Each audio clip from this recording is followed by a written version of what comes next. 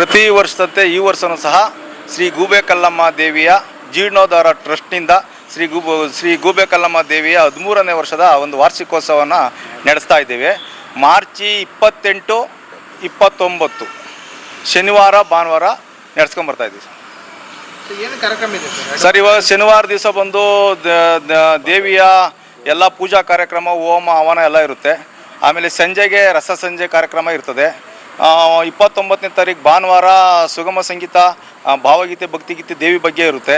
ಸಂಜೆಗೆ ಎಂಟಕಾನಹಳ್ಳಿ ಮತ್ತು ದೊಡ್ಡಕನಹಳ್ಳಿ ರಾಜಬೀದಿಗಳಲ್ಲಿ ದೇವಿಯ ಪಲ್ಲಕ್ಕಿಯನ್ನು ರಾಜಬೀದಿಗಳಲ್ಲಿ ಮೆರವಣಿಗೆ ಮಾಡ್ತಾಯಿದ್ವಿ. ರಾಜಕೀಯ ಗಣ್ಯಾತಿಗಳು ಯಾರ್ಯಾರು ಬರ್ತಾರೆ? ಎಲ್ಲ ತಾಲೂಕಿನಾದ್ಯಂತ ಎಲ್ಲ ಇದು ರಾಜಕೀಯ ಏನಿಲ್ಲ, ಇದರೊಳಗಡೆ ಎಲ್ಲ ಪಕ್ಷದವ್ರಿಗೂ ಎಲ್ಲ ರಾಜಕೀಯದ ಮುಖಂಡರಿಗೂ ಸಹ ಆಹ್ವಾನ ಮಾಡಿದ್ವಿ.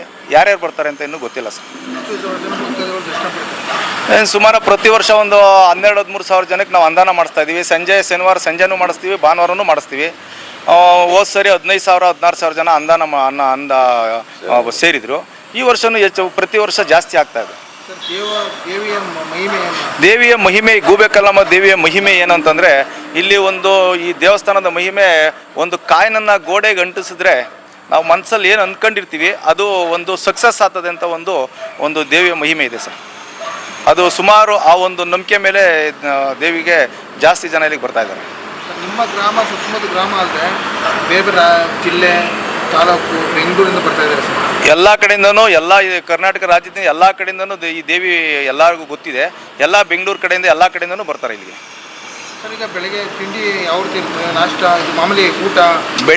ಬೆಳಿಗ್ಗೆ 8 ಗಂಟೆಯಿಂದನೇ ಅನುದಾನ ಸ್ಟಾರ್ಟ್ ಆಗ್ತೈತೆ. ರಾತ್ರಿ 10-10:30 ತನಕ ಇರ್ತದೆ. ಸಂಜೆ ಭಾನುವಾರ ದಿವಸ 2 ದಿವಸ ಕಾಲ ಇರುತ್ತಾ? 2 ದಿವಸನೂ ಇರುತ್ತೆ. ಏನು ಸರ್ ಭಕ್ತಾದಿಗಳು? ಸರ್, ಭಕ್ತಾದಿಗಳು ಏನು ಹೇಳ್ತೀರಾ? ಭಕ್ತಾದಿಗಳಿಗೆ ಎಲ್ಲರೂ ಈ ಒಂದು ಜಾತ್ರೆಗೆ ಭಾಗವಹಿಸಬೇಕು ಅಂತ ಎಲ್ಲರೂ ಕಳಕಳಿಯಿಂದ ಮನವಿ ಮಾಡ್ಕೊತಾ ಇದ್ದೀವಿ. ನನ್ನ ಹೆಸರು ಜಯರಾಮಯ್ಯ ಅಂತ ಹೇಳ್ಬಿಟ್ಟು, ಗೌರವ ಅಧ್ಯಕ್ಷರು ಶ್ರೀ ಗೂಬೆ ಕಲ್ಲಮ್ಮ ದೇವಿ ಟ್ರಸ್ಟು.